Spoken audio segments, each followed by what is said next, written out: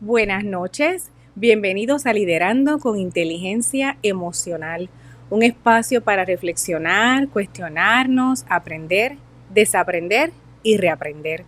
Y esta noche tengo un tema muy importante, autorregulación de emociones dentro y fuera del hogar.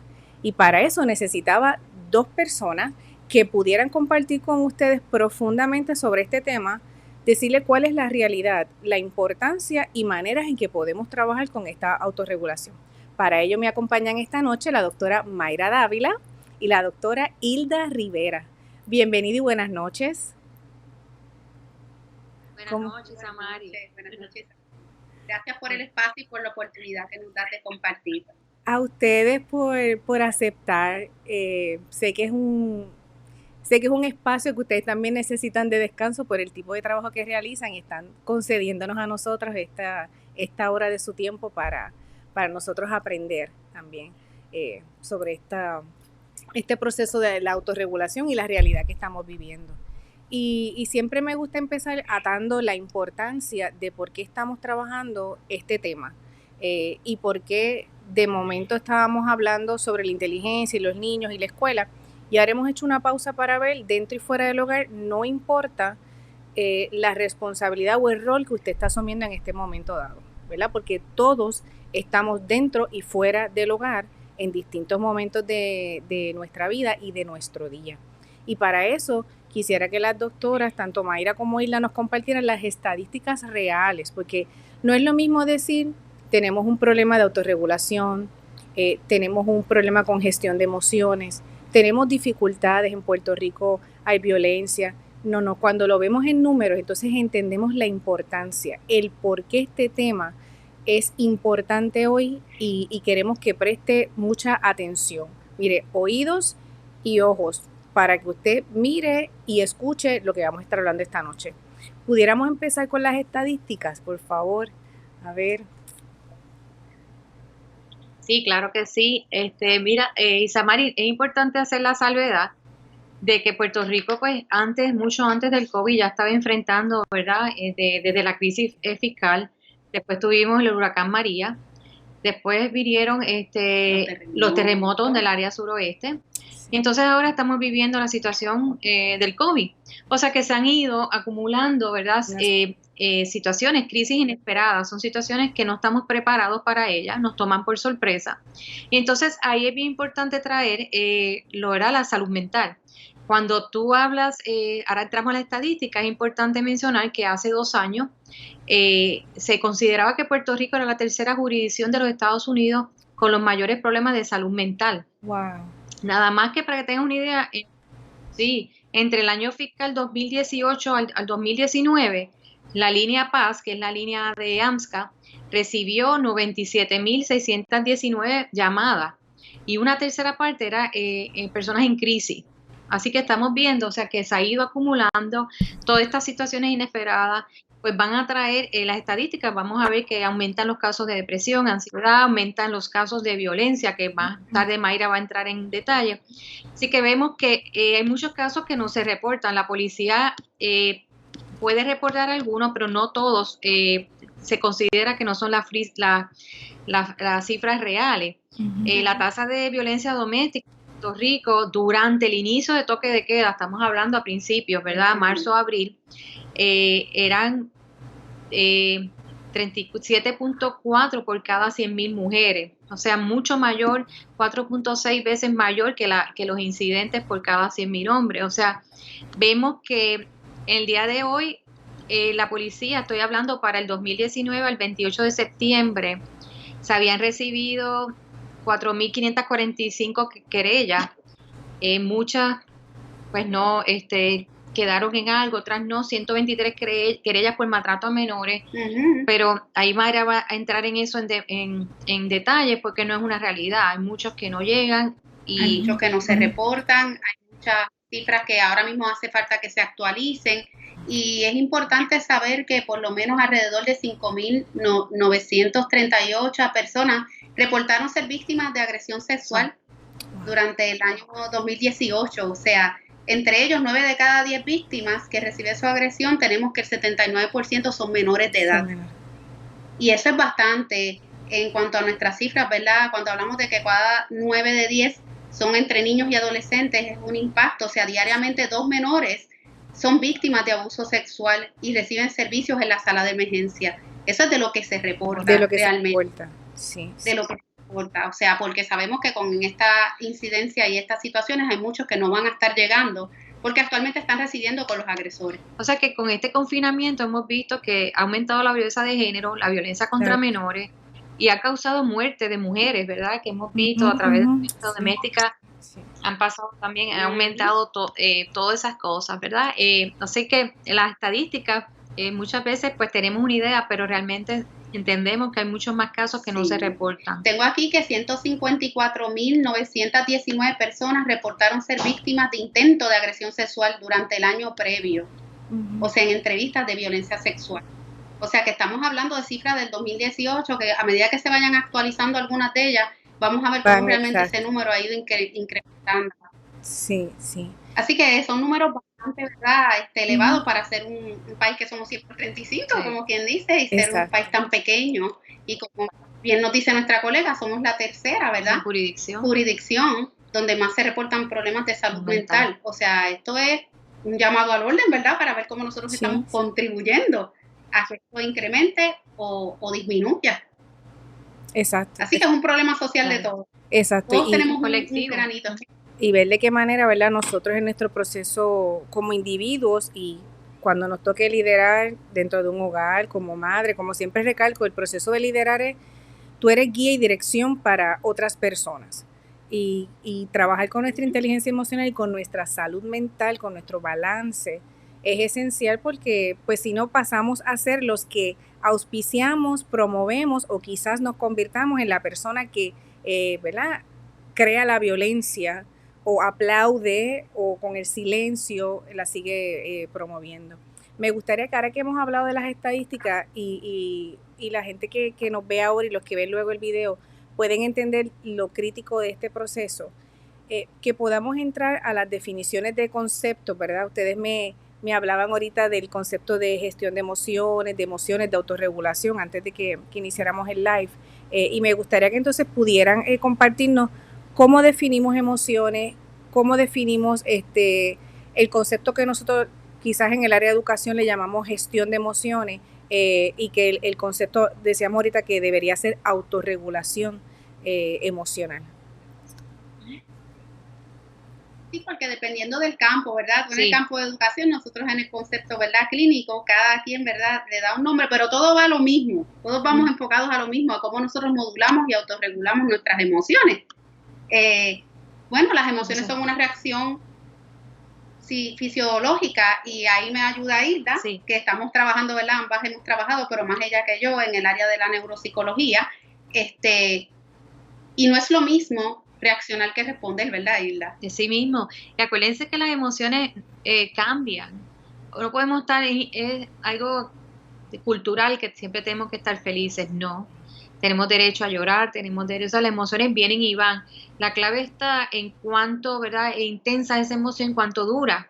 Si vemos que una persona está muy triste todo el tiempo, pues, y ya le está afectando su funcionamiento, pues es una alerta roja. Pero el hecho que yo esté feliz y que esté triste, tengo derecho a estar triste. O sea, nosotros comentamos, cuando tú le preguntas a las personas ¿cómo te encuentras hoy?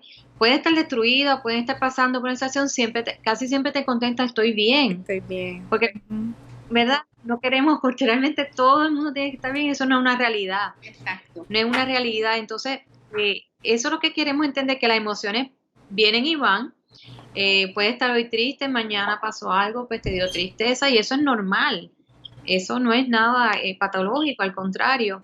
Entonces tenemos que ver que los sentimientos es como nosotros interpretamos esas emociones. ¿Verdad? Y muchas veces ahí está, pensamientos están ahí en el medio. Y cuando hablamos de autorregulación emocional, ahí vemos que es nuestra capacidad de cómo nosotros respondemos, ¿verdad? Esa experiencia, que respondamos con una respuesta emotiva adecuada, aceptable, que nos podamos adaptar, como ahora mismo, adaptarnos a las tensiones normales que estamos viviendo, a las tensiones que estamos viviendo por el COVID. O sea, Isla, que cuando tú dices eso, tú le estás diciendo, yo me siento así. Pero la emoción es una cosa, cómo tenemos esa reacción fisiológica y yo me siento, como el sentimiento es como yo lo interpreto. Exactamente. Pero eso va a basarse también en las emociones, en las experiencias que hemos tenido previas en nuestra vida, porque así es como interpretamos, ¿verdad? Y no es lo mismo pensar que sentir, volvemos a lo mismo, porque cuando yo te pregunto a ti muchas veces, ¿cómo estás tú hoy? Muchas veces nosotros contestamos lo que pensamos y no lo que sentimos. Sí. Y es tan importante esta conexión porque somos un ser integral. O sea, que sabemos cómo nos sentimos. Ahí es que para poder autorregularnos tenemos que estar en contacto autoconocimiento con nosotros, exacto. Y saber que las emociones son normales. No puedes sentir ira. Las personas tienen que sentir ira. O sea, tienen que, lo que es gestionar, como tú dices, ¿cómo yo hago con esa ira? ¿Cómo la utilizo? De una manera que sea efectiva. Y adaptativa. Sí. No, nos comenta alguien que ahora con la pandemia las emociones están muy frágiles, nos lo dice Carmen, que nos está siguiendo.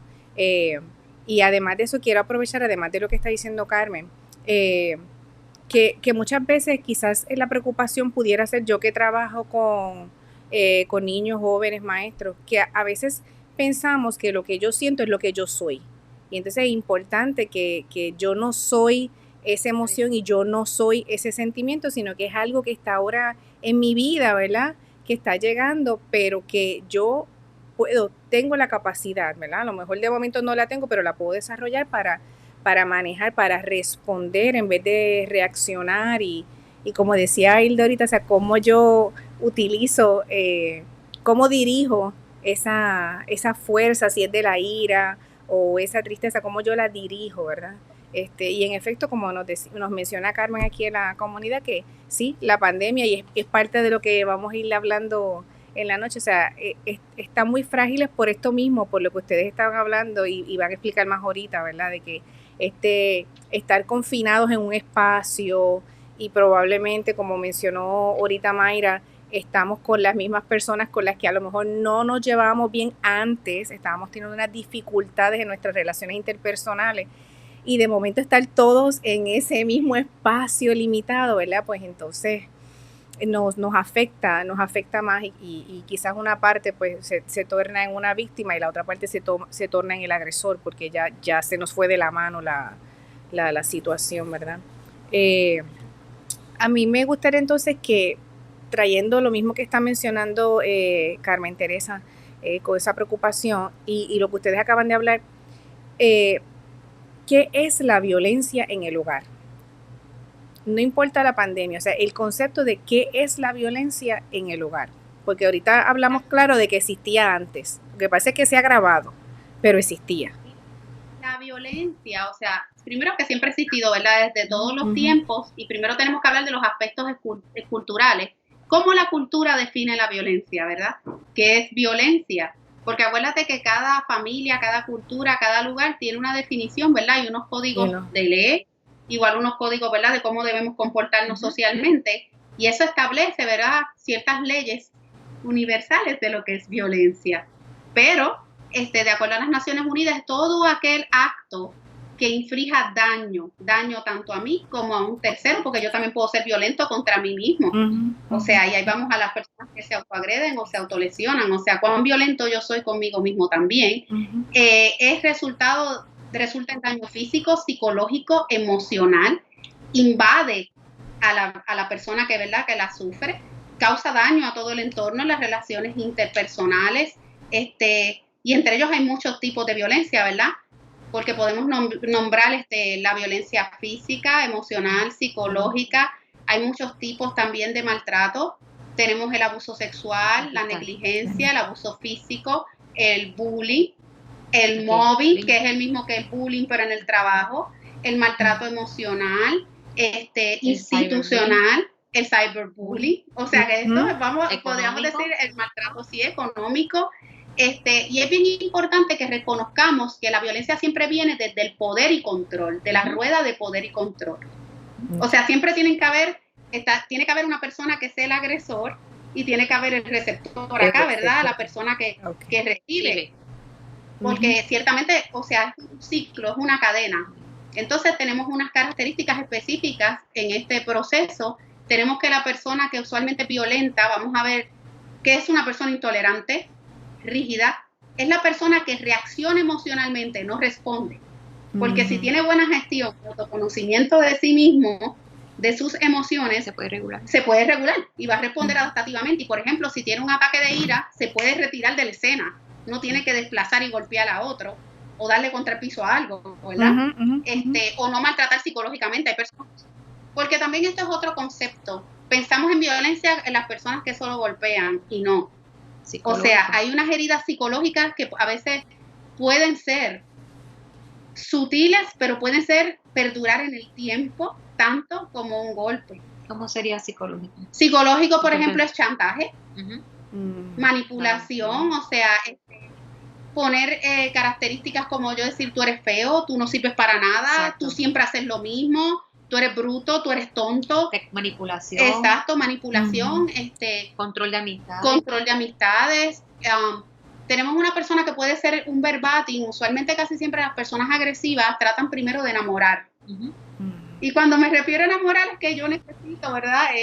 Alguien que, ¿verdad? Que para yo poder desplazar, exacto, son amorosos. Esta persona muy charming, muy carismática, que al principio se ve muy, ¿verdad? Muy open y uno, wow, pero después en lo que tú vas conociendo a esta persona, vas a ver ciertas banderitas rojas, como decimos nosotros, ¿verdad? Okay. ¿Y cuáles son estas banderas rojas? Simple y sencillamente, como uno ve que esta persona empieza a quitarte tu propia identidad, cómo tú le empiezas a perder. Son personas que critican mucho, suelen decir, echar culpa. ¿Cómo yo te culpo? Por ejemplo, decir esto, si tú hubieras hecho esto, no hubiera pasado aquello. Pero no asumo yo la responsabilidad. ¿Cómo yo contribuí a que eso se diera? Por ejemplo, una cosa que podemos ver en el hogar es alguien que no pagó a la esposa o al esposo, se le olvidó a la pareja pagar el bill de la luz, cortan la luz, pero esta persona no le dio un recordatorio o algo pasó, es tu culpa. Es tu culpa, o sea, atribuye ciertas responsabilidades por completo a esta otra persona, cuando realmente si estamos conviviendo todos, por ejemplo, un pago de luz debe ser la responsabilidad, ¿verdad?, de todos los que los que recibimos el servicio. Así que... Y nunca están mal. Y nunca están mal, exactamente. Ellos nunca pierden. La persona nunca pierde. Y es bien difícil también que haga como esa introspección. Y otra cosa, que no se arrepienten. No se arrepienten muchos de ellos. Y si se arrepienten, obviamente, es para volver a acercar a su víctima y volver a cometer el ciclo. Sí, okay. O sea, que es un ciclo. Es un ciclo. O sea, la persona trae...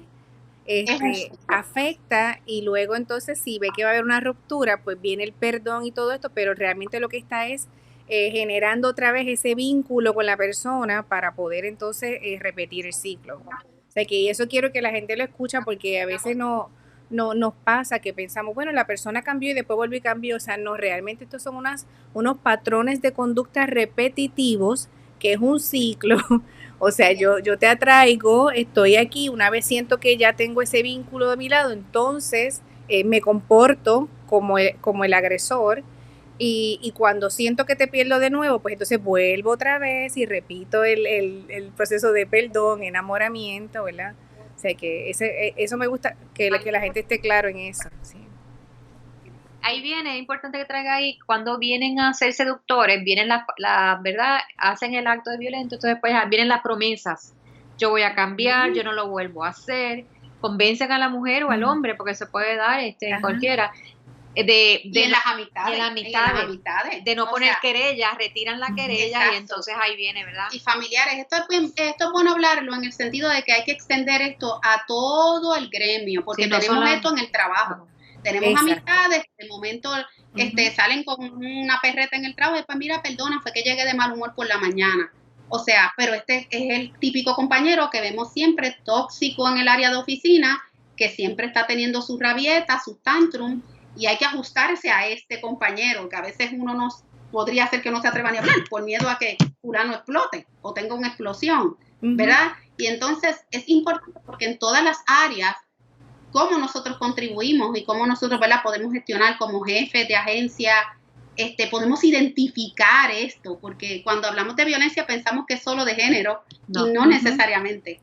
Hay violencia intrafamiliar de padres a hijos, hay violencia de familia, hay violencia de amistades, Hay todo tipo, o sea, siempre que hay relaciones interpersonales, hay que estar monitoreando eso, ¿verdad? Cómo podemos llevar unas relaciones adaptativas. Sí, sí. Me gustaría que entonces, como estabas hablando de eso, que se puede dar en cualquier escenario, tengo personas que son parte de la comunidad que mayormente su escenario es la sala de clases o la escuela, porque están en una posición de supervisión dentro de la escuela. Y sabemos que existe la negligencia dentro del hogar, que puede ser que nosotros observemos algo y que nos pudieras entonces explicar un poquito qué sería la negligencia infantil dentro del hogar. ¿Qué se puede considerar negligencia? Negligencia son distintos tipos de maltrato físico, psicológico y emocional que se pueden dar, ¿verdad?, de padres a hijos. Y es un tema bien delicado porque muchas veces los padres, sin saberlo, aunque voy a hacer un paréntesis, el hecho de no saber algo, o sea, por omisión, no te exime de una responsabilidad. Muchas veces ocurren cosas, ¿verdad?, por omisión, porque desconocemos, o sea, que no estamos para juzgar a nadie, simplemente, ¿verdad?, este es el proceso de educar y de psicoeducarnos. Y el tema de la negligencia es bien amplio, porque negligencia puede ser, por ejemplo, que yo sea una madre soltera, tenga 3 hijos, tenga una chica adolescente de 12 años, necesite trabajar y la deje velando a mis chicos más pequeños, ¿ves? Y a lo mejor eso yo lo normalizo, pero realmente nosotros no podemos dejar menores haciéndose cargo de otros menores, ¿verdad? Y cómo esto se va a ver en la escuela, porque muchas veces cuando hay intercambio de roles, ¿verdad?, cuando hay este switch de rol, que la niña entonces pasa a ser mamá o viceversa, o tienes un niño y pasa a ser papá, un adolescente, hay un intercambio de roles porque hay una necesidad social también económica en este país grande. O sea que es un factor que no tan solo, muchas madres, hay que decirlo, están solas criando a sus hijos y no tienen recursos, y esto hay que decirlo, porque a veces no me queda de otra, no tengo apoyo familiar, no tengo esto, pero entonces, ¿qué pasa? Da la mala pata que ese día, la nena se quedó con el chico y se cayó, se dio un golpe, llegó al hospital, ¿ves? Y entonces ahí es el caso que se reporta, pero mamá no estaba, ¿ves? Y a lo mejor es una mamá responsable y comprometida, pero entonces se lleva un caso de negligencia, porque no fue protectiva, ¿ves? Ahí es a lo que voy, estas pequeñas cosas que a veces, ¿verdad?, son lamentables. Así que la negligencia es bien importante definirla, porque es todo tipo de acto, por ejemplo, privar a mi hijo de que no tenga de afecto, de alimento, de una salud segura, atención médica, o sea, de una educación, de que duerma, tenga una higiene del sueño, de que haga sus tareas, o sea, de que cumpla con educarse, por ejemplo, que no esté todo el tiempo pegado a una consola, que haga sus tareas, que yo me encargue de saber con los maestros cómo él está funcionando. También los chicos, ¿verdad?, también tienen una responsabilidad, que es decirle a papá las cosas que tenemos que hacer en la escuela, ser respetuoso, o sea, que es algo que es de parte y parte, ¿verdad? Pero muchas veces no, ¿cómo decirte? No conocemos, ¿verdad?, los límites. Hasta la extensión. ¿verdad? Hasta la extensión y el alcance que tenemos. Y el duty of warn, ¿cómo se dice? El deber de avisar. De la 246 nos toca a todos. Exacto. Todos los que somos profesores tenemos el deber de reportar. ¿Cómo podemos reconocer esas señales en un estudiante? Simple, la higiene. Sí. Muchas veces los estudiantes no se pueden conectar a la misma hora siempre, o le van a decir que no pudieron hacer sus tareas, no por razones económicas, porque muchos a veces no tienen los recursos, muchas veces porque tienen al agresor en la casa, y el conectarse implica que se vea el núcleo, lo que está pasando en el núcleo del hogar. Exacto. Así que hay mucha pandera, ¿verdad? Este niño que se queda dormido en clase, ¿por qué se queda dormido? ¿Por qué me dice que no puede terminar su tarea? Cambios, si observan cambios en el estudiante. Un estudiante de momento mucha irritabilidad, empieza a ser descuidado. Estos son señales. Sí, es bien importante saber que en nuestros adolescentes y en los niños, el síntoma es la conducta. Sí. Su síntoma siempre es la conducta. Sobre todo irritabilidad. Irritabilidad. Los adolescentes deprimidos se irritan. O sea, no es cuando ya somos un poquito más adultos que podemos decir que estamos tristes. Sí. En los niños la depresión se manifiesta con irritabilidad, igual la ansiedad. A veces se ponen como nosotros diríamos en buen español, cranky. Y nosotros decimos, ¿pero qué le pasa? Está ansioso. Esa es su manera de expresar su angustia o su malestar. Y este es el típico niño que vamos a ver en el salón, que a veces no se puede estar tranquilo, que se le hace difícil autorregular su comportamiento. Y la pregunta que a veces debemos hacernos es, ¿qué pasa detrás de esa conducta? ¿Qué me está diciendo esa conducta? ¿Qué me está tratando de comunicar? Ese estudiante que se rasca los ojos, se me queda dormido, me bosteza mucho. Incluso el bostezo es un síntoma, muchas veces de déficit de atención, pero también es un síntoma de mucha desconexión. Sí. Cuando el estudiante comienza a desconectarse porque está teniendo muchos problemas en su casa, ¿qué está pasando? Comienza a bostezar, pero es que ese cuerpo está ahí, pero esa mente está en otro lado. Pensando. Dime tú, Isamar, ¿cómo tú irías a clase si tú tienes un padre que golpea a tu madre todas las tardes o estás sufriendo abuso sexual y tú estás pensando que tu agresor está en tu casa? ¿Cómo tú podrías atender una clase? Sí, porque probablemente está pensando lo que pasó o cuando termine el día lo que pasará. Y me alegro que hayas mencionado lo de la parte de que se refleja con la conducta, porque a veces observamos la conducta y la señalamos, pero no estamos viendo el porqué de esa conducta. O sea, que no todos los estudiantes que dejen de hacer tarea o no todos los estudiantes que tienen dificultad, que se quedan dormidos o quizás no se asean, aunque son más grandes, que uno dice, bueno, lo debería hacer él. No necesariamente estamos hablando de un niño que no tiene educación, o sea, que es mal educado o que se quiera portar mal, sino que está trabajando con una serie de procesos y de situaciones en su hogar y lo está manifestando de esa manera. ¿Sabe? Que ahí pues entonces tenemos que observar porque hay algo y ver qué es ese algo. Quizás siempre preguntar el detrás de la conducta, o sea, detrás de la observación, el cómo te sientes o hay algo en lo que te pueda ayudar, ¿verdad? Extender esa mano o abrir una conversación, ¿verdad? A ver si ese menor comparte algo más.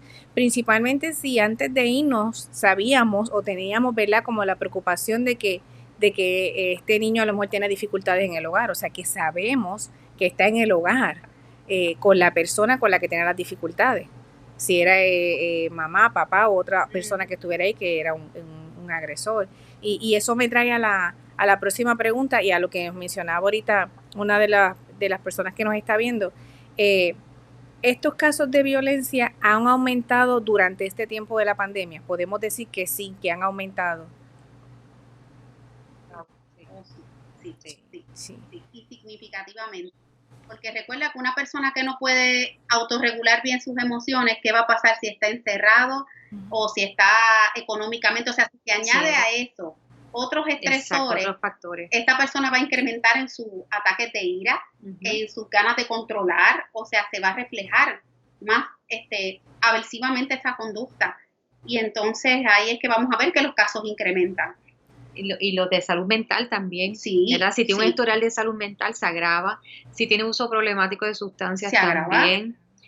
También la misma preocupación, incertidumbre, personas que han perdido empleo, que no, ¿verdad? No tienen los medios, cómo van a cubrir esas necesidades económicas. No hay recursos. Todo eso, ¿verdad? Si tú no tienes la manera de afrontar esas situaciones que no se esperaban buscar o no tiene los recursos, pues entonces eso agrava más, ¿verdad? Si una persona no está estable, pues entonces eso pues es como una bomba de tiempo, se va acumulando al punto que la persona pierde el control y entonces desplaza todo ese coraje hacia las personas que tienen a su alrededor. La tolerancia. Falta de tolerancia. La tolerancia. Y como y bien es la tolerancia a la incertidumbre. Sí, y como bien ustedes decían al principio, o sea, muchas de estas familias, y vamos a decir la mayor parte de nosotros, porque estamos todos en Puerto Rico, venimos acumulando una serie de situaciones desde María, la experiencia de María, que fue una experiencia a nivel de todos nosotros en Puerto Rico, no fue una parte de Puerto Rico, sino todos nosotros en Puerto Rico. Luego entonces viene los terremotos que mayormente se mantuvo y entiendo que se mantiene esta inestabilidad en el área del sur, ¿verdad? O sea que no es solamente la pandemia, es que muchas personas ya venían con una fragilidad porque es la acumulación y probablemente no haber atendido su salud mental, por lo que hablábamos ahorita, porque las cosas están en casa bien difícil, pero contestamos estoy bien. Quizás por no decir cómo realmente nos sentimos, porque tememos que seamos juzgados, o sea, nos tornamos como que vulnerables, entonces me van a juzgar, van a pensar que soy un llorón, van a pensar que yo soy una llorona, que no puedo manejar las cosas, que soy débil, ¿verdad? Y entonces como que tratamos de identificar la persona con lo que nos está pasando cuando realmente son, ¿verdad?, situaciones que van y vienen. Sí, ahí es interesante traerte dos cosas que nosotros hemos hablado en unas cápsulas. El estigma que hay también con la salud mental. Uh-huh. El hecho de yo buscar ayuda representa que no soy fuerte, que soy loco, uh-huh. Que no soy lo suficiente, que no puedo resolver mis cosas. Entonces vienen todas estas, ¿verdad? Estos mitos y prejuicios que se han ido creando, pero realmente, independientemente de eso, por lo menos en mi práctica yo he visto más gente buscando ayuda, más hombres buscando ayuda, que para mí es una sorpresa que antes no se veía tanto, ¿verdad? Las mujeres somos más emocionales, el hombre tiende a ser, también por la cultura, tiene que a no expresar emociones, uh-huh. ¿Verdad? Eso influye mucho. Pero todavía hay que ver esa parte que la salud mental, el psicólogo, el psiquiatra o cualquier consejero psicológico, cualquier persona, el psicólogo escolar, todos están con propósito. El propósito no es que te van a ayudar a dirigir, a buscar esos recursos que todos tenemos, pero no los utilizamos, no los vemos, esa fortaleza, para usarlas para un buen uso, para cuando lleguen situaciones como esta que estamos viviendo, inesperadas, porque la vida siempre nos va a traer cosas inesperadas. Exacto. De qué manera nosotros con esos recursos nos vamos a ajustar a nuestra nueva realidad. No es que nos vayamos a incomodar, pero cómo nosotros con esos recursos que tengamos y esas fortalezas que tengamos las utilicemos de una forma saludable para nosotros poder sobrellevar esto.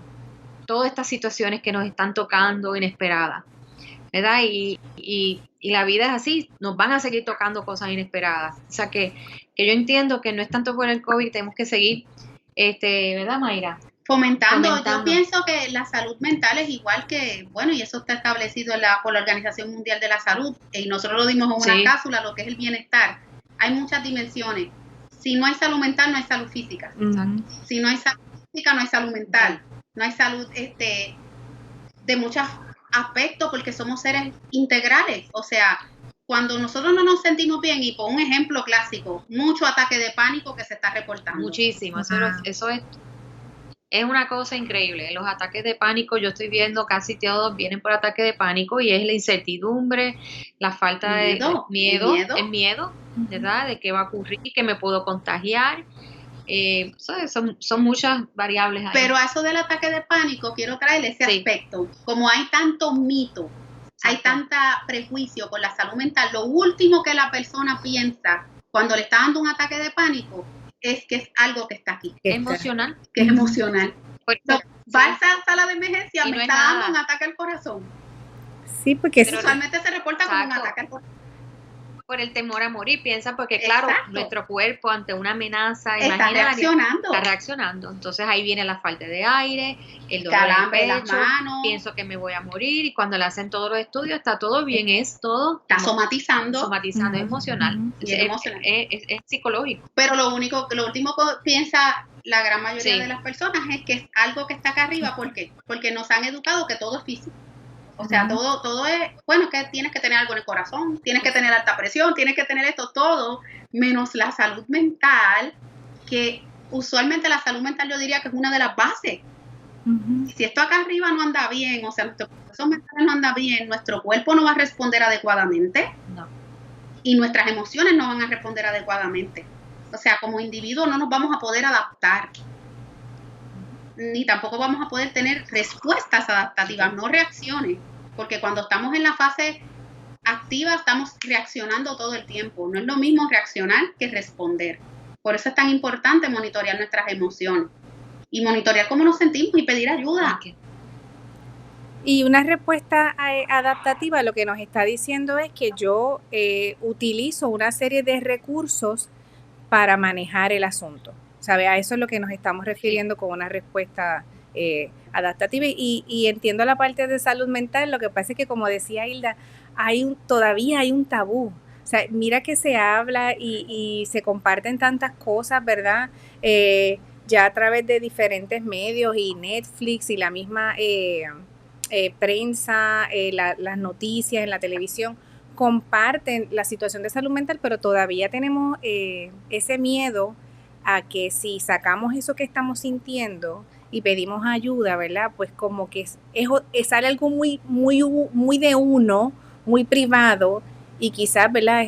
Pues te van a juzgar, te vas a sentir, hay gente que teme hasta por su trabajo, ¿verdad? Pero de eso también la responsabilidad la tenemos los que estamos en posiciones de liderazgo, porque si no le damos importancia a eso y nuestra respuesta no es adecuada, ¿verdad? Cuando una persona viene con ese estado vulnerable a compartirte algo, pues tenemos que tener mucha cautela, porque a mí me ha pasado que a veces las personas te confían algo y de momento tú no tienes las herramientas. A veces la persona me dice, vengo a hablar contigo porque tú me das paz y me siento en confianza, pero yo me doy cuenta, no tengo las herramientas. Entonces tengo que llevar la conversación y pensar, ¿cómo hago que llegue hasta la consejera? ¿Cómo en esta conversación puedo lograr que llegue a la consejera para que no haya esta mentalidad de, ya está pensando que yo necesito ir donde la psicóloga porque aquella, ¿verdad? Me va a ayudar. ¿Cómo? ¿Verdad? O sea, nos corresponde a nosotros también esa parte como líderes, o sea, en cualquier escenario que estemos, hacer sentir a la persona segura, o sea, que lo que está pasando es normal, que no eres tú, o sea, que lo que estás sintiendo no es tu persona y que pues estamos aquí para ayudarte y a lo mejor yo no tengo los recursos, pero puedo conseguirte a otra persona. O sea, que ahí tenemos una responsabilidad grande nosotros cuando en los trabajos, en la misma sala de clase. O sea, cuando alguien trae una preocupación, no invalidar lo que el estudiante está compartiendo.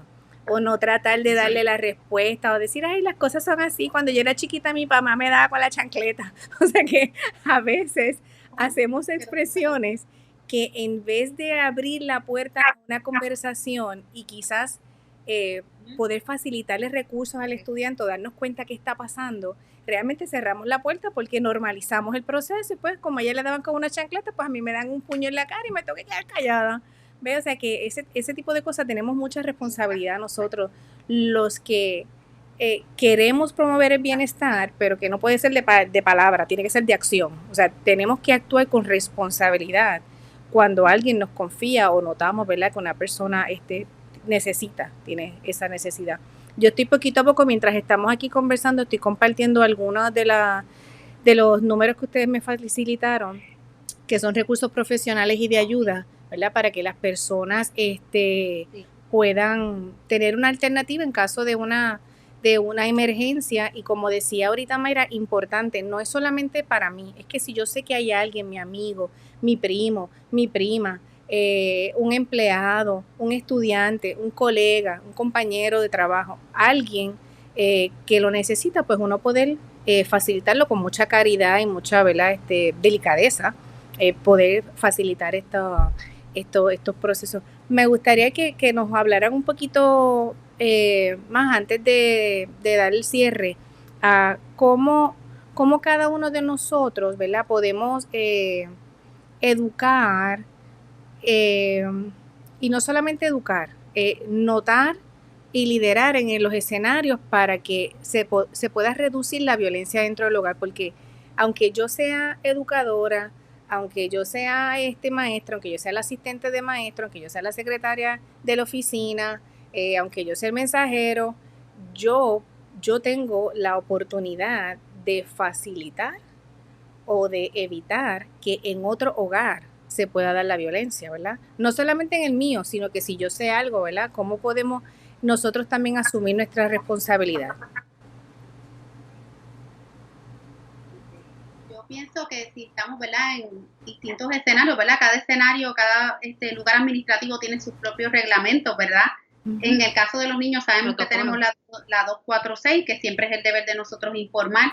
Pero vamos a suponer, yo pienso que hay que primero observar muy bien la conducta, Otra cosa, a través de talleres y educación, ¿verdad? Llevar personas, diferentes recursos, como estamos haciendo ahora, a que expliquen. Yo he sabido en mi práctica, ¿verdad? Clínica, de maestros que han salvado vidas de estudiantes con un solo referido y les han salvado la vida. O sea, los maestros tienen un alcance increíble en la vida de los estudiantes y yo los valoro mucho su trabajo, porque el estudiante está más tiempo con él que en su casa. Incluso para muchos estudiantes el salón de clase es un escape. No pueden estar en sus casas. Imagínate tú por las situaciones que están viviendo. Así que pienso que una de las cosas es educar y permitir también ese espacio, porque muchas veces, recuerda que si el maestro está en una posición de poder en ese momento, ¿verdad? Y el estudiante, ¿qué pasa con las posiciones de poder? Si estamos pasando por un ciclo de abuso, estamos viendo que una persona que está ejerciendo poder y control. Así que, ¿cómo vamos a ver esa experiencia? La vamos a llevar aquí al salón. Entonces, este niño también va a ver esta figura como de poder, amenazante. Y a veces, pues, ¿verdad? Tenemos que bajar un poco para que una persona que se siente amenazada o percibe que está en peligro pueda abrirse y nos pueda decir lo que está pasando. O sea, si hablamos de la rueda de poder y control, una persona en poder. ¿Qué va a pasar siempre que veamos figuras de poder? Esta persona va a asociar esta experiencia. Así que yo he visto maestros que son bien empáticos, y he tenido maestros, vuelvo y digo, que han salvado vidas de estudiantes. El alcance, o sea, de solo a veces acercarse al estudiante, referirlo, observar su conducta y ¿verdad? Y ponernos de ese tú a tú, nos ayuda muchísimo. También otra cosa que podemos gestionar es ver los recursos. ¿Qué recursos tiene esa persona? Porque muchas personas no tienen los recursos. Por ejemplo, hay gente que puede tomarse una clase de yoga, pero hay personas que no lo tienen, ¿verdad? Y tal vez dentro de esos recursos que tiene ese estudiante en esa escuela, tal vez implementar más estrategias o más, ¿cómo se dice? Más rutinas que incluyan como relajarse. Eso te iba a decir, ¿sí? Incluir como parte del currículo escolar un área que ellos puedan relajarse, cómo regular su respiración, puede ser atención plena, puede ser ejercicios de grounding, hay muchas técnicas, baile, que a ellos les gusta, drama, sí, arte, sí. que ellos puedan expresar el dolor o lo que sienten a través de eso. Y Isamari, tú traes algo bien interesante, es lo de validar, ¿verdad? Ya este estudiante se te acerca, valida, escúchalo. Pasa es que eso nos ocurre mucho cuando la persona pues no queremos escuchar a lo mejor problemas, no queremos escuchar nada desagradable, entonces nuestro mecanismo es esto no pasa nada, no te preocupes, esto va a pasar, ¿verdad? Aplacamos, porque vemos la ola que viene, pero no queremos y la aplacamos, ¿verdad? Y eso es un mecanismo que utilizamos para protegernos, pero realmente escuchar a ese estudiante, validarlo, darle ese espacio para que tenga la confianza, porque tal vez ese maestro es el único recurso que tiene en ese momento. Y la única vez que va a hablar. Y la única vez que va a hablar. Les cuesta a ellos hablar, y el hecho que haya hablado, ¿verdad? No cerrar esa puerta como tú decías. Sí, y eso que acaba de decir Mayra es bien importante, porque yo lo he vivido en la escuela. A veces el estudiante tiene un momento en el que habla, una sola ocasión en la que habla, y después de ahí no habla más. O sea que si no estamos atentos y aprovechamos ese momento, ¿verdad? Y siempre mi llamado es, porque yo he pasado por eso, o sea, tener a alguien que piensa que tú eres la persona que la vas a escuchar y la vas a ayudar, y tú saber que no tienes las herramientas. Pero cómo llevar esa conversación para que la persona, o sea, ese niño, ese joven, gane la confianza y te permita incorporar otra persona, que puede ser el trabajador social, el consejero escolar, el orientador, para que se pueda dar esa conversación. Porque como decía Hilda, hay que tener cuidado contra quizás traerlo rápido a la conversación a esa otra persona, porque la otra parte va a decir, wow, tú no me quieres escuchar y era contigo que yo quería hablar, no era con la otra persona, ¿verdad? O sea, que a lo mejor este estudiante se siente conectado con esta maestra o con este maestro o con este personal, ¿verdad? Alguien del personal administrativo que dice, déjame yo hablar con esta persona, porque por las razones que sea, a veces es porque es la maestra que siempre saluda y es la más simpática de todas, porque te lo digo lo que me dicen los estudiantes a mí, o pues con la secretaria, Y a lo mejor la secretaria no tiene el tiempo ni los recursos, pero es la persona que todos los días le dice el buenos días. Cuando llega a la escuela, buenos días.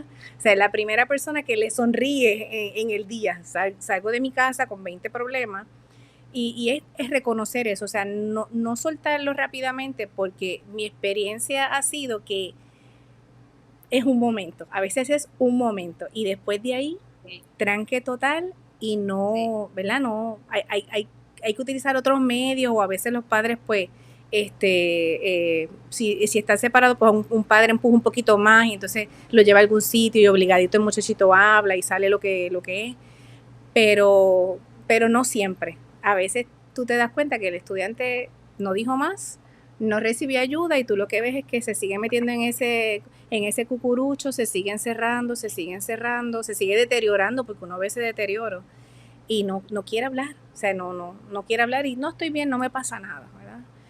Y entonces, pues, esa parte siempre a mí me preocupa. Y también quiero compartir algo porque no sé si es Hilda la que va a hablar un poquito de manejo de estrés para este asunto. Me menciona aquí también Carmen Teresa, que las noticias son muy sensacionalistas y juegan mucho con las emociones. Tenemos que tener cuidado con ellas. Y sí pasa. Háblanos, Hilda, o sea, ¿qué hay que hacer? Porque, o sea, las emociones, yo soy la que decido cómo voy a responder, o sea, pero ¿cómo hago para que lo que esté en mi entorno no me impacte y me siga drenando o agravando en emociones que son negativas para mí? Por ejemplo, cuento lo del COVID, ¿verdad? Que la señora trae eso y es bien interesante las noticias. O cuando viene un huracán, ¿verdad? Es bueno uno estar informado, pero uno siempre tiene que buscar quién es la fuente que me está dando esa información, es lo primero. Por ejemplo, en el caso del huracán, pues yo voy a buscar personas que estén, como tú dices, uno busca las personas que tienen los recursos y tienen la preparación, meteorólogos. Eso es lo que yo me voy a fijar, ¿verdad? Porque a veces que se crea este sensacionalismo que lo que va aumentando es nuestra ansiedad por la misma incertidumbre. Y cuando aumenta la ansiedad, pues entonces ahí pues nos vamos, ¿verdad? Por eso es que vemos la gente como loca en los colmados, se acaba la gasolina, porque entramos en un estado de histeria. El cuerpo está preparándose para ¿verdad? Una amenaza que hay, pero no podemos razonar porque la ansiedad es tan alta. Como yo le digo, ¿verdad? A las personas que yo atiendo, sigue subiendo el agua y el agua. Ya cuando está arriba, que se va a desbordar, es bien difícil bajar. Hay depresión, sí. Ahí es cuando hay personas que se bajan, empieza lo fisiológico, hay personas que se marean, se desconectan, hay personas que convulsan y no es neurológico, es de la misma ansiedad. Así que vamos viendo, o sea, que escoja a quién usted va a escuchar la información, ¿verdad? La información, utilícela para cómo usted sea algo que la eduque, cómo usted puede prepararse para lidiar con esa situación. Otra cosa, escoja. Si usted sabe que el escuchar muchas noticias lo pone muy nervioso, pues limite un poco el tiempo, porque se puede volver una obsesión. Estar pendiente a las noticias todo el tiempo, oyendo noticias. Ya estamos en un estado catastrófico y seguimos oyendo catástrofe. Eso lo que va a hacer es que va a seguir aumentando, y vamos a caer en una situación reactiva de mucha ansiedad y no vamos a poder responder de una forma, ¿verdad?, saludable. Otra cosa, también busque maneras de cosas que lo beneficien. Si usted sabe que hoy, pues mire, a lo mejor caminar por su organización o con su mascarilla, eso está comprobado. El ejercicio físico, nosotros liberamos, ¿verdad? Tenemos naturalmente endorfinas que nos ayudan primero a nuestro estado de ánimo, nos ayudan a nuestro cerebro por la concentración, nos ayuda a la circulación, y nos ayuda a nivel, ¿verdad?, de bienestar completo. Así que buscar cosas que usted entienda que le beneficien. Si es la música, ponga música. Si es llamar a un amigo, ahora que estamos tan, ¿verdad?, el conectarse. Es todo aquello que lo mueva a un bienestar. Aléjese de todo aquello que usted sabe que no va a contribuir de ninguna manera a su bienestar. ¿Verdad? Esas son maneras, ¿verdad?, que entendemos. También modular ese comportamiento, reconocer si tengo coraje, no es momento de pelear, es como la ansiedad. Cuando estamos con mucho coraje, la persona no va a razonar, ni nosotros ni ellos, y por eso es que se forma la violencia en ese nivel, porque estamos tan cargados, estamos en el mode de claro, y no vamos a pensar, mire, retírese, time out, cálmese. Cuando usted está calmado, regule su respiración. Cuando usted está, regrese, y va a ser más efectivo. De lo contrario, no van a llegar nada. Eso lo estamos viendo. Yo estoy viendo muchas relaciones de pareja ahora con el confinamiento, pues también ha sido difícil.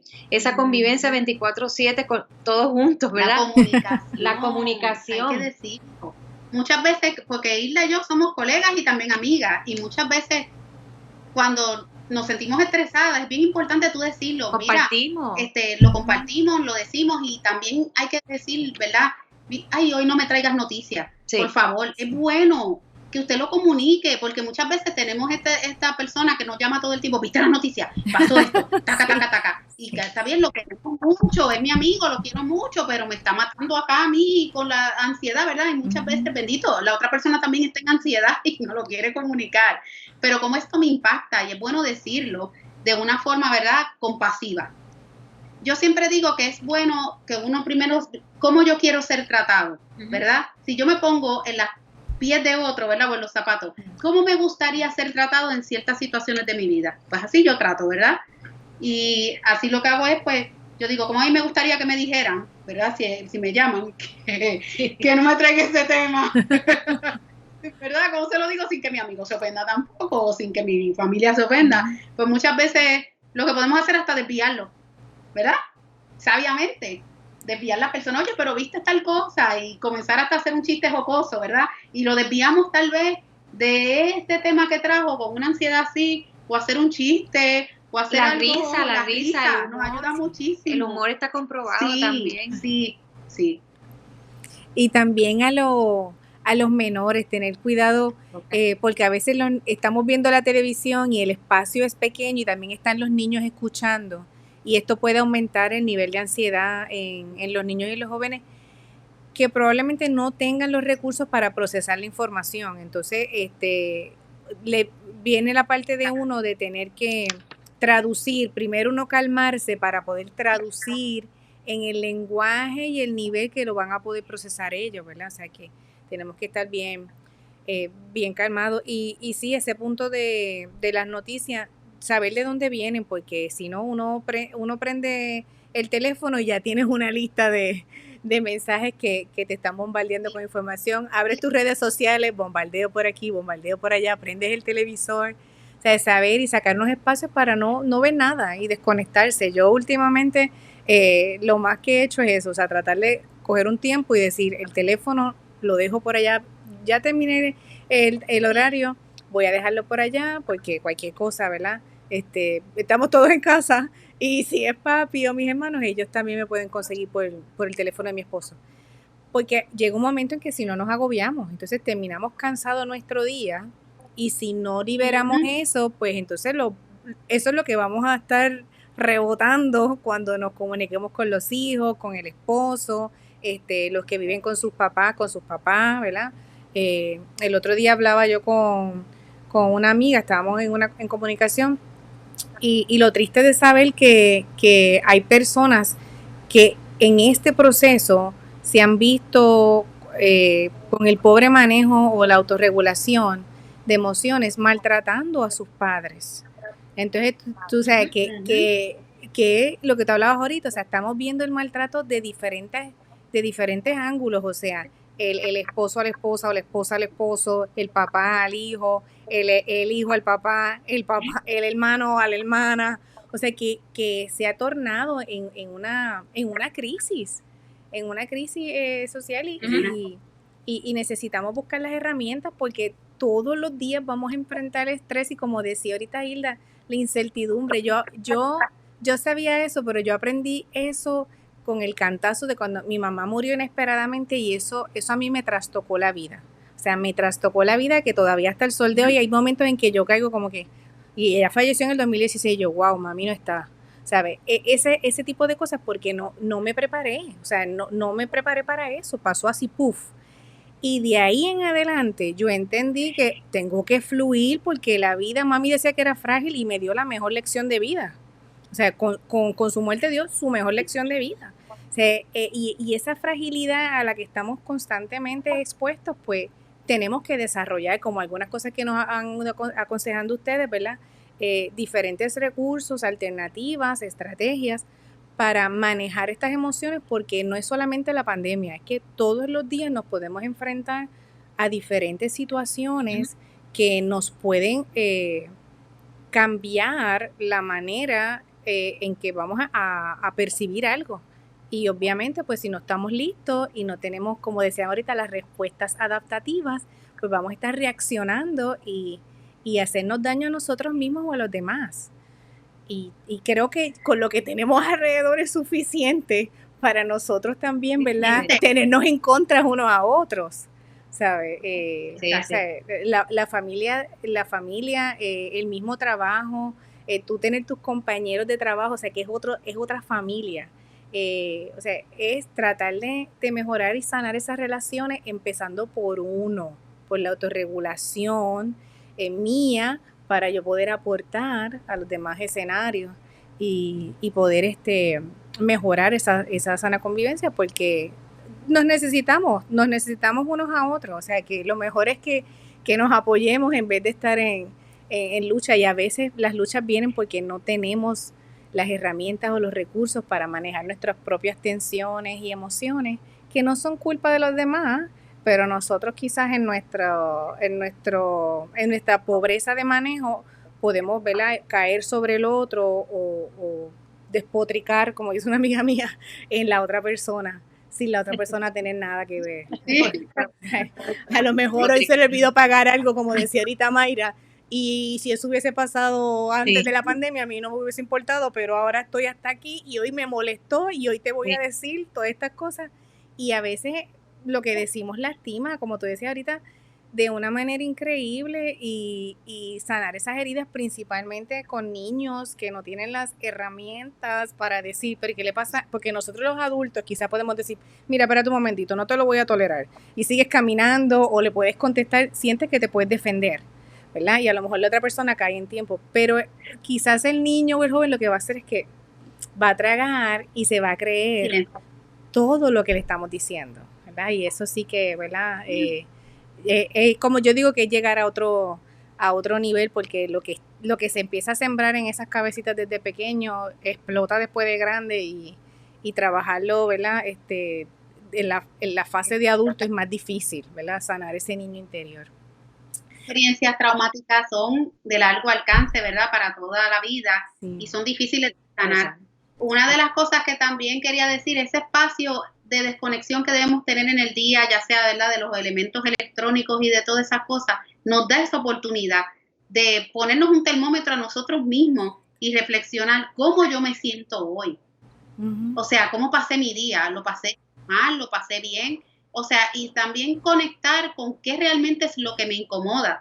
Porque muchas veces yo desplazo, como dije anteriormente, con alguien, pero esa persona no realmente es lo que, ¿verdad?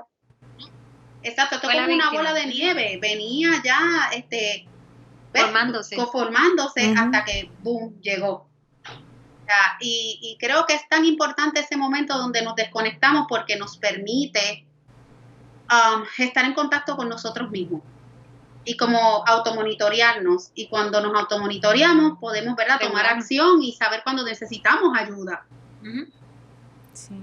Yo creo que eso es sumamente importante, ese monitoreo, ese tomarnos la temperatura, como tú dices, Mira. Yo sé que ustedes son psicólogas clínicas, no sé, en el caso de Hilda entiendo que tú tienes práctica privada. Mayra, no sé, tú estás adscrita a Ciencias Médicas, pero... Al recinto de Ciencias Médicas. Ciencias Médicas actualmente trabajo en biopsicosocial. Sí. Que entonces me gustaría si pudieran compartir su recurso, o no sé si en el caso de Hilda, que es la que tiene práctica privada, para entonces compartirlos con los que nos están escuchando. Sí. ¿Qué necesita, Belona? El teléfono, podamos compartir tu teléfono, sí. Claro que sí, el 787-507-7180. Yo estoy con la doctora Mubarak, que ella es neuróloga, en la oficina de ella. La oficina está enfrente del Hospital Auxilio Mutuo en Atorrey. Sí, pues lo voy a compartir aquí, ¿verdad? Y he compartido los otros teléfonos que ustedes nos facilitaron. Quiero darle las gracias. Sé que es un tema difícil. Sé que la tarea que ustedes realizan, ¿verdad? Todos los días lidiando con todas las personas que tienen todas estas necesidades que sé que ustedes se dan, ¿verdad?, en alma, vida y corazón para promover la salud mental y les agradezco que dentro de lo agotador que son sus labores hayan sacado este espacio para compartir, ¿verdad?, y sus dones, sus talentos, sus conocimientos. No sé si tienen unas últimas palabras antes de cerrar y despedirnos, pero gracias, de verdad que sí. No, gracias a ti por el espacio. Bueno, actualmente pues las personas que verdad que yo estaba atendiendo, pues muchas veces si tratan de contactarme yo les refiero a mi colega porque ella fue la que me dio la oportunidad inicial cuando yo me gradué de trabajar con ella y comparto oficina con ella. Así, pero como actualmente me encuentro en el recinto de ciencias médicas trabajando en eso mismo, en el área de abuso sexual y maltrato, ¿verdad? Programa SIMBAS, pues estoy allí básicamente casi full time y realmente debemos cuidar y proteger a nuestros niños porque van a ser nuestros hombres y mujeres del futuro. Y creo que cada ser humano dentro de sí mismo debe de monitorear qué legado quiere dejar. O sea, qué yo le quiero dejar a mis futuras generaciones, qué yo quiero dejar, o sea, y cómo yo también quiero que mis hijos, mis sobrinos, los niños me recuerden, o sea, cómo yo me siento, o sea, como persona para dejar algo a otro dentro de la compasión y dentro de la empatía. Creo que este país necesita mucha comprensión, mucho amor, mucha empatía y reconocer que necesitamos ayuda, que es importante que la busquemos y que pues fomentemos, ¿verdad?, la calidad de vida con los recursos que tenemos, ¿verdad?, y ponerlos a disposición de las personas que esté, ¿verdad?, a nuestro alcance. Y como dijo ahorita con los maestros, muchas veces un granito de arena puede salvar una vida. A veces no sabemos que una palabra, un buenos días, esta persona que llegó hasta bien abrumada, a lo mejor le estamos salvando la vida. ¿Cuántas personas no han tenido ideaciones negativas y una llamada les ha salvado la vida? O sea, tenemos alcance. Los seres humanos tenemos un gran alcance. Yo quiero darte las gracias, Isamari, por la oportunidad de poder, ¿verdad?, que nos hayas incluido en tu programa. Para nosotros es un placer el poder, ¿verdad?, transmitir. Esto es una profesión que nos apasiona. El poder, ¿verdad?, ser un recurso de ayudar a las personas. Todos pasamos situaciones difíciles en la vida y quiero que sepa que las personas, que lo que usted esté pasando en la vida no lo define a usted. Hay cosas que se pueden trabajar, nunca es tarde. Tiene su presente, puede hacer algo con su vida y como yo siempre digo, pues podemos crear un nuevo capítulo. Así que nada, los exhorto a que no pierdan esa oportunidad. Si tienen la oportunidad de buscar ayuda, nunca es tarde, ¿ok? Todos los días hay un nuevo amanecer, así que todos los días tenemos la oportunidad de rehacernos. Sí. Y son ciclos de vida. Como a veces que el día tiene 24 horas. Exacto. A veces podemos solos lidiar unas cosas y a veces necesitamos de la ayuda en esta misma vida. O sea que son ciclos, son etapas, ¿verdad? Así que le agradezco a las dos. La verdad que todas las personas que pasan por sus manos pues deben ser muy bendecidas de contar con ustedes. Gracias nuevamente por estar aquí y ya pues nos despedimos en esta noche. Que Dios los bendiga a todos y recordando que la salud mental es importante y que nos demos permiso para pedir ayuda cuando así lo sintamos, porque no, lo dijo muy bien y la situación no nos define la vida ni como persona, es una etapa, es una situación y buscar ayuda es de gente fuerte, no de gente débil. Así que gracias, nos vemos y que Dios les bendiga. Buenas noches. Buenas noches.